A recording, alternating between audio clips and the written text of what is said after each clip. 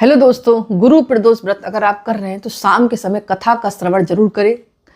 कथा हो सकता है अपने राज्य के आधार पर अलग अलग सुनते हो, लेकिन मुझे एक छोटी सी कथा समझ में आ रही है। वो इस प्रकार है।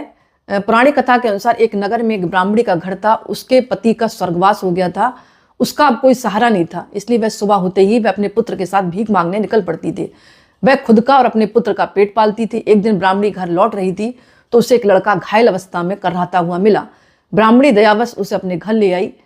वह लड़का विदर्भ का राजकुमार था। शत्रु सैनिकों ने उसके राज्य पर आक्रमण कर उसके पिता को बंदी बना लिया था और राज्य पर नियंत्रण कर लिया था, इसलिए वह मारा मारा इधर उधर घूम रहा था। राजकुमार ब्राह्मण पुत्र के साथ ब्राह्मणी के घर रहने लगा।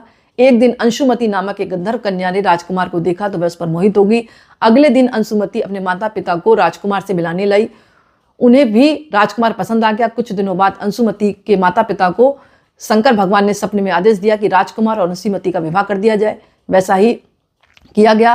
ब्राह्मणी प्रदोष का व्रत करने के साथ साथ भगवान शंकर का पूजा पाठ भी करती थी।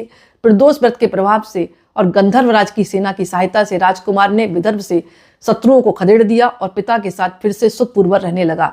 राजकुमार ने ब्राह्मण पुत्र को अपना मंत्री बना लिया। मानता यह भी कि जैसे ब्राह्मणी ने प्रदोष व्रत के किया और उसके दिन फिरे, वैसे ही भगवान शंकर की जो भी पूजा गुरु प्रदोष वाले दिन करता है या कथा सुनता है या सुनाता है, उसके भी दिन जरूर फिरते हैं, ऐसा मानना है। कथाओं में मतभेद हो सकता है। ये लघु कथा थी।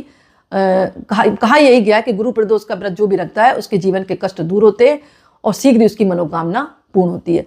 तो इस दिन हो सके तो जितना हो ओम नमः शिवाय, ओम नमः शिवाय, ओम नमः शिवाय या शिव शिव शिव शिव पूरे दिन आप मंत्र का जाप करें। जैसा समय मिले, जरूरी नहीं है आप अपने ओठ हिलाएं, आप मानसिक जाप भी कर सकते हैं। मानसिक जाप का बहुत फल मिलता है।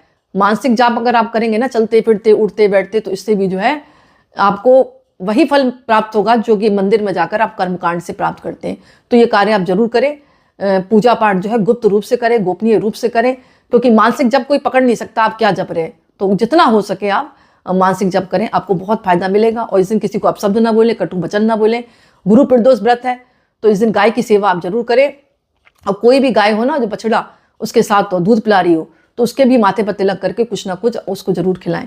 और गाय की परिक्रमा करें, क्योंकि गुरु प्रदोष व्रत पर गाय की भी पूजा करते हैं तो बहुत फायदा मिलता है। तो आप करके देखें, आपको काफ़ी कुछ हद तक जीवन की मनोकामनाएं पूर्ण होंगी, कार्य की अड़चनें दूर होंगी।